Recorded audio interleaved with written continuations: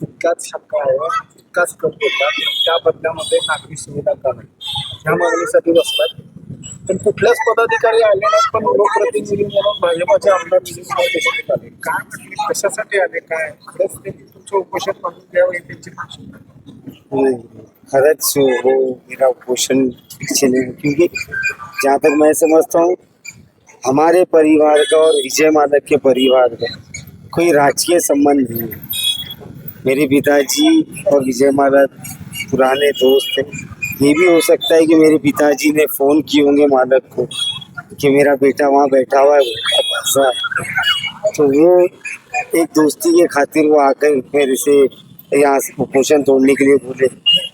तो इसके पीछे मैं ये रिक्वेस्ट करूंगा कि कोई राजनीतिक एंगल ना ले। पण बाकीच्या पदाधिकाऱ्यांनी तुमची भेट घेतली नाही, त्यांच्या विचारपूस केली नाही, पण आएंगे आएंगे बाकी के पदाधिकारी, कुछ चीजें सख्त होती है, गलने टाइम लगता है, तो ठीक है अभी तो पालिका आयुक्तांना आपलं सिस्टम काय म्हणाले? म्हणाले पाहिजे आयुक्त साहब के हमारे हाथ में ये आपके प्रस्ताव को सभागृह तक पहुंचाने का काम है, वो हम लोग करेंगे, वो हम आपको लिख ही देते हैं। लेकिन मेरा सवाल ये सिर्फ सभागृह में मेरा प्रस्ताव पहुंचाने का नहीं ना, मुझे ठाम एक फैसला चाहिए। मैं ये जानना चाहता हूँ कि हमारे साथ ये नाइंसाफी क्यों हुई है। तो उसके लिए पालिका आयुक्त के पास कोई उत्तर नहीं था। उम्मीद करते हैं कि महापौर साहब इस विषय पे आयुक्त साहब से चर्चा करेंगे और कुछ शायद फैसले के साथ आएंगे। निधी खेचून आणण्यासाठी सभागृहामध्ये होणं असणं अपेक्षित आहे आणि त्यासाठी मुस्लिम समाजाचे 8 का 9 नगरसेवक आहेत. ते कमी पडतायत असं वाटतं तुम्हाला?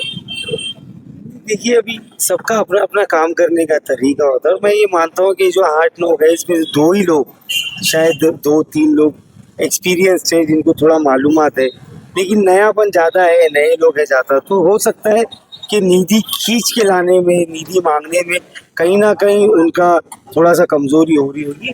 बाय द टाइम जैसा जैसा वक्त जाएगा हो सकता है वो लोग भी सीखेंगे और निधि खींच के लाए। नाही, पण तुम्ही जो करताय उपोषण, त्या उपोषणामध्ये तो नगरसेवक जमायचं म्हणतात की ही संत पाहिजे, आम्ही निधी आणले आणि किती 2 कोटी रुपये आम्ही कब्रस्तानासाठीचा निधी उपलब्ध करून दिला. तो ठीक है, अगर वो लोग निधि लाए तो पहले दिन से मेरा उनके ऊपर कोई प्रॉब्लम नहीं है, कोई सवाल नहीं है। वो अपने वार्ड की, प्रभाग की निधि जो मिली है वो अलग अलग कामों में खर्च कर सकते हैं। मेरा सवाल उस वो जो लेटर बताया मैंने, क्या क्रमांक नंबर 60 जो भी था वो आई डोंट रिमेम्बर, मालूम नहीं, उसमें इतने पैसों का वाटअप हो सोलापुर शहर के लिए जिसमें हर समाज का उल्लेख है। अभी पालक मंत्री, एक्स पालक मंत्री हमारे सोलापुर शहर के, उन्होंने बोले कि पहले भी बजट बनता था लेकिन ऐसा विशेष पूरा लिखा नहीं जाता था कि ये समाज, ये मंदिर, ये भवन, खाली एक हेड दिया जाता था। तो उसना डिटेल होने के बावजूद मुस्लिम समाज का डिटेल नाम तो छोड़ दो, मुस्लिम नाम भी नहीं। तो झगड़ा यही था कि हमारे साथ ये दूजा भाव क्यों है, हमारे समाज के साथ ये नाइंसाफी क्यों है, हमारी इंसल्ट क्यों की जा रही है।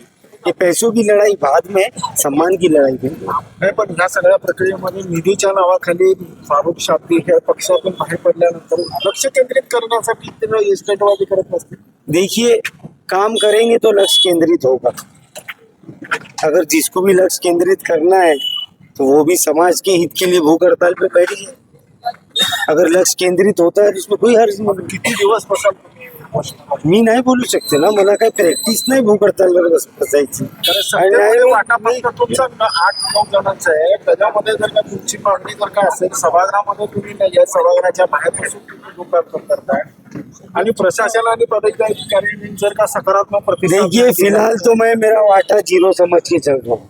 मैं एक आम नागरिक की तरह मैंने ये अपील किया हूँ और हिंदुस्तान के संविधान पर हमको पूरा भरोसा है और कॉन्स्टिट्यूशन है जहाँ पर हमको बताया जाता है कि सबको इक्वली ट्रीट करना चाहिए, इक्वली ट्रीट होता है।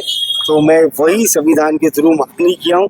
उम्मीद करता हूँ कि सोलापुर महानगर पालिका हमारी मांगों को पूरा करेगी और महापौर साहब जल्द से जल्द, प्लीज जल्द से जल्द इसका फैसला कीजिए।